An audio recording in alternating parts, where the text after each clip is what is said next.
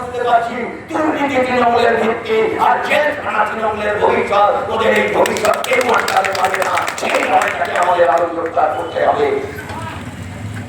ভাবতে পারেন শিক্ষার সঙ্গে যে ব্যক্তিরা বামফ্রন্টের আমলে যুক্ত ছিল, তার আগে কংগ্রেসের আমলে যুক্ত ছিল। যাদবপুর বিশ্ববিদ্যালয়ের উপাচার্য ত্রিপুরা সেন বহুকাল আগে মারা গেছে। এখনো তার নাম শুনলে যে কোনো শিক্ষিত মানুষ মাথা নিচু করে। আমাদের রাজ্যে বামফ্রন্টের শিক্ষামন্ত্রী সত্যধারণ চক্রবর্তী, রাজ্যের উচ্চ মাধ্যমিক কাউন্সিলে বলেছিলেন অনিলা দেবী, মাধ্যমিক পড়েছিলেন ভবেশ মৈত্র। এদের নাম শুনলে এখনো মাথা নিচু করে শিক্ষিত পণ্ডিত মানুষ। আর ওদের ওই কল্যাণময় সে শিক্ষা বোর্ডের সভাপতি জেলখানায় ঘাড়ি ঘোরাচ্ছে। ওদের আর একটা এমএলএ, ওই নামগুলো আমি এখন ভুলে গেছি। বাবা মা ছোটবেলায় বলেছিল মহাপুরুষদের নাম মনে রাখবে, মনীষীদের নাম মনে রাখবে, বিজ্ঞানীদের নাম মনে রাখবে।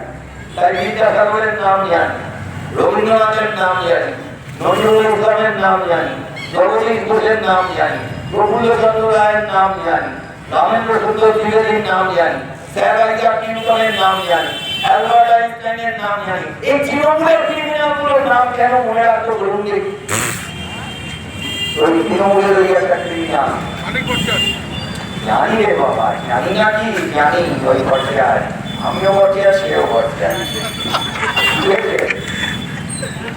এত পুলিশ আছে, কারো হিম্মত হবে আমার গায়ে একটা হাত দেওয়ার, এক পয়সা দুর্নীতির কথা বলার হিম্মত হবে?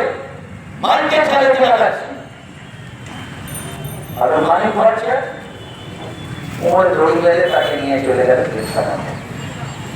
আমরা যখন মিটিং করি না, বিশেষ করে ব্রিগেডের মিটিং করি, মালদা জেলার কোনো সমাবেশ হবে, আপনার হরিশ্চন্দ্রপুরে যখন আগামী দিনে যদি মমতা ব্যানার্জি সরকারকে খেলার জন্য আর বিজেপিকে তাড়ানোর জন্য এই সিটটা বিজেপির হাত থেকে নিয়ে নেওয়ার জন্য যদি আমাদের আরো বড় লড়াই করতে হয়, আরো বিরাট বড় সমাবেশ আমাদের করতে হবে, আমরা তখন আপনাদের মানুষের ঘরে ঘরে গিয়ে কি করবো জানেন?